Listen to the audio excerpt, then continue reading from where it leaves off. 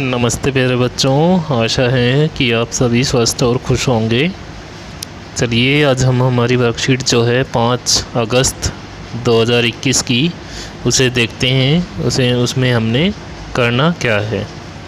ये जो है हमारी पार्ट जो है मन के भोले भाले बादल, जो हमारी ईवीएस की नहीं हिंदी की जो बुक है उसमें से दिया गया है। तो चलिए शुरू करते हैं। बच्चों, हमने कविता मन के भोले भाले बादल पढ़ी, जिसे पढ़कर हमें बहुत मज़ा आया। आज हम कविता से कुछ नया सीखेंगे, ठीक है। तो इसका प्रश्न नंबर 1 देखते हैं क्या है। कविता मन के भोले भाले बादल से अपनी पसंद की किन्हीं 4 पंक्तियों को सुंदर लेख में लिखिए। तो देखिए बच्चों, हमें इसमें कोई भी 4 लाइनें बहुत ही सुंदर, बिल्कुल साफ़ सुथरी जो है लेख में लिखाई में हमें लिखनी है, ठीक है। अगला प्रश्न देखते हैं। कविता में बादल को किस किस के जैसा बताया गया है, रेखा खींचकर बताइए। तो हमें रेखा खींचकर बताना है कि किस किस के जैसा बताया गया है। तो जैसे इन्होंने अभी बताया, हाथी जैसा भी बनाया है, ठीक है। और भी बहुत सारे जैसे बादल को बहुत सारे चीज़ों के बारे में बताया है, ठीक है। तो हमें ये लिखना है, लाइन लगा कर दिखाना है कि बादल को किस किस तरह से बताया गया है, ठीक है। अब प्रश्न नंबर 3 देखते हैं। नीचे दिए गए प्रश्नों को बोलकर पढ़िए तथा सही उत्तर के सामने सही का निशान लगाइए। तो इसका का भाग है, बारिश आने से पहले बादलों का रंग कैसा होता है। तो ये हमें पता है, बारिश आने से पहले बादलों का रंग कैसा होता है, काला होता है, ठीक है। अब आगे देखेंगे, बादल को किसका गालों जैसा बताया गया है, ठीक है। तो ये हम बता देंगे, इनमें से कोई एक होगा, उस पर हम सही का निशान लगा देंगे, ठीक है। अब गा है इसका, बादलों पर किसके पंख लगे हुए हैं। तो इन तीनों में से किसी के पंख लगे होंगे। तो हम जब कविता पढ़ेंगे तो हमें पता चल जाएगा कि इसमें किसके पंख लगे हुए हैं, ठीक है। अब ये प्रश्न नंबर 4 देखें। इसका, कविता में आए कुछ शब्द भूल भुलैया में खो गए, उन शब्दों को ढूंढकर तालिका में लिखिए। तो देखो, ये भूल भुलैया है, ठीक है। इनको ढूंढकर तालिका में लिखना है। देखिए, यहाँ पे लिखना है, यहाँ पर लिखना है, यहाँ पर लिखना है और यहाँ पर लिखना है। तो ध्यान रखें, यहाँ पे लिखना है। जैसे एक बताया भी है ढोलक, ढोलक को हमने ढूंढ के यहाँ लिख दिया। ऐसे ही इनमें हम और भी कुछ शब्द ढूंढ सकते हैं, जैसे कि ये देखिए, ये लिखा हुआ है कुबड़, ठीक है। ऐसे भी हम ढूंढ सकते हैं और इनमें लिख सकते हैं, ठीक है। वही शब्द लिखने हैं जो हमारी कविता में आए हैं, ठीक है। और अगर किसी बच्चे को कुछ समस्या होती है तो वो मुझे मैसेज करके पूछ सकते हैं, कॉल कर सकते हैं, ठीक है। अब आगे देखते हैं। तो ये जो वर्कशीट है हमारी कार्यपत्रिका है, ये सभी बच्चे बताएं कैसी लगी। मुझे तो बहुत अच्छी लगी है। तो सभी बच्चे अपना जवाब ज़रूर दें। और चलिए हम आगे देखते हैं। अब इसी वर्कशीट में हमारे पास एक वर्कशीट और है ईवीएस की, उसको हम शुरू करते हैं। इस वर्कशीट में क्या है, ठीक है। तो जैसा कि हमें दिख रहा है, ये हमारी ईवीएस की वर्कशीट है। तो ज़रा ध्यान से सुनिए।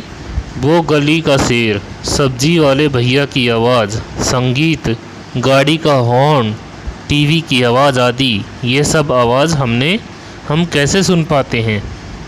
जी हाँ, ये सभी आवाज़ हम कानों से सुन पाते हैं। तो ये तो पता ही है, आवाज़ हम किससे सुनते हैं, कानों से।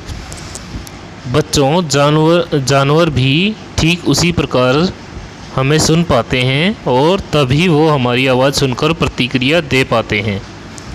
आज हम विभिन्न जानवरों के कान और विभिन्न आकारों के बारे में जानेंगे। तो देखो, हमें क्या करना है इस वर्कशीट में, जानवरों के कान कैसे होते हैं और उनका आकार कैसा होता है, ये हमें बताया गया है इस वर्कशीट में।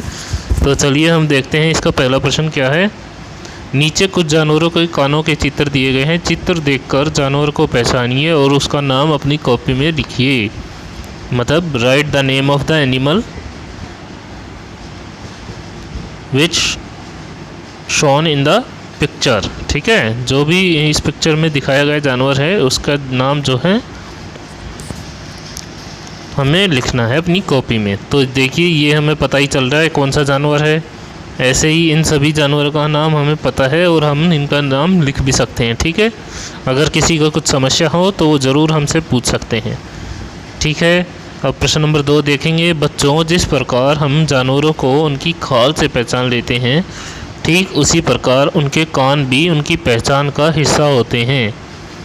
नीचे जानवरों के कानों से संबंधित कुछ पंक्तियाँ दी गई हैं, इन्हें पढ़कर जानवर का नाम पहचानिए और संकेत बॉक्स में से छांटकर अपनी कॉपी में लिखिए। देखिए ये हमारे पास जो है संकेत बॉक्स है, यानी कि ये सजेशन बॉक्स है। इन सजेशन बॉक्स में से हमें छांट कर लिखना है कि इन जानवरों के नाम क्या हैं। इन चारों जानवरों के नाम हमें छांट कर लिखने हैं कि ये चारों जानवर कौन से हैं। जानवर जिसके कान पंखे जैसे होते हैं, तो ये जानवर कौन सा है भाई? कि ऐसा जानवर जिसके कान जो है पंखे जैसे होते हैं। पंखा यानी कि फ़ैन, हमें पता है फ़ैन जैसे कौन से जानवर के कान होते हैं। तो इनमें से जो संकेत बॉक्स है इसमें दिया गया है कुत्ता, हाथी, खरगोश या बकरी। तो कौन सा है ये हम बता सकते हैं, बहुत आसान है।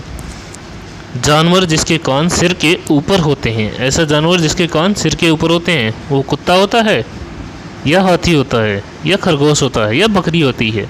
बताइए, ये हमें यहाँ पे बताकर इसको लिखना है अपनी वर्कशीट में। तीसरा है इसमें जानवर जिसके कान पत्ते के आकार के होते हैं। तो पत्ते का आकार हमें पता है ना कैसा होता है। पत्ते का आकार हम ऐसा भी होता है, ऐसे आकार के जानवर हमें ढूंढने हैं। इसमें से कौन सा जानवर है वो? तो हम ये लिख सकते हैं जानवर जिसके कान सिर के दोनों ओर होते हैं। तो दोनों ओर कुत्ते के होते हैं या हाथी के होते हैं या खरगोश के होते हैं? तो ये सब हम बता सकते हैं। ठीक है, तो सबको समझ में आया होगा ये। प्रश्न नंबर 3 पर चलते हैं। बच्चों, क्या आप जानते हैं कि सभी जानवरों के कान नहीं होते? कुछ जानवर ऐसे भी होते हैं जिनके कान दिखाई नहीं देते पर वे फिर भी सुन सकते हैं। नीचे हमने सभी जानवरों के कान हटा दिए हैं। ठीक है, अब इन जानवरों को देखकर पहचानिए और तालिका में लिखिए कि किसके कान होते हैं और किसके नहीं। मतलब कौन से जानवर के कान हैं और कौन से के नहीं। तो ये तो बिल्ली है, बिल्ली के कान होते हैं, तो हम बता सकते हैं कि हाँ बिल्ली के कान होते हैं, यानी कि उनके कान दिखाई देते हैं। और इसमें लिखना है जिनके कान दिखाई नहीं देते। तो ये हमारे पास जानवर हैं, इन जानवरों को देखकर हम बता सकते हैं कि जिनके कान दिखाई देते हैं वो कौन से हैं और जिनके कान नहीं दिखाई देते वो कौन से हैं। अच्छा बताओ, ये मेंढक है, मेंढक के कान दिखाई देते हैं? तो ज़रा सोचो, या फिर तुमने देखा भी होगा मेंढक के कान दिखाई देते हैं या नहीं। तो वो सब हम यहाँ पे लिख सकते हैं। ठीक है, और सभी बच्चे घर में उपलब्ध अपने जो हमारा बेकार सामान होता है उनकी सहायता से हम अपने मनपसंद जानवर का मुखौटा बना सकते हैं। तो सभी बच्चे अपने जानवर, जो भी अपना फेवरेट जानवर है, फेवरेट तुम्हारा जो भी जानवर है उसका मुखौटा बनाएं और अपने क्लास ग्रुप में ज़रूर भेजें। ठीक है बच्चों, और जो भी बच्चों के अभिभावक हैं उनसे एक निवेदन है कि बच्चों की मुखौटा बनाने में ज़रूर मदद करें। तो आज की वीडियो में सिर्फ इतना ही। धन्यवाद प्यारे बच्चों।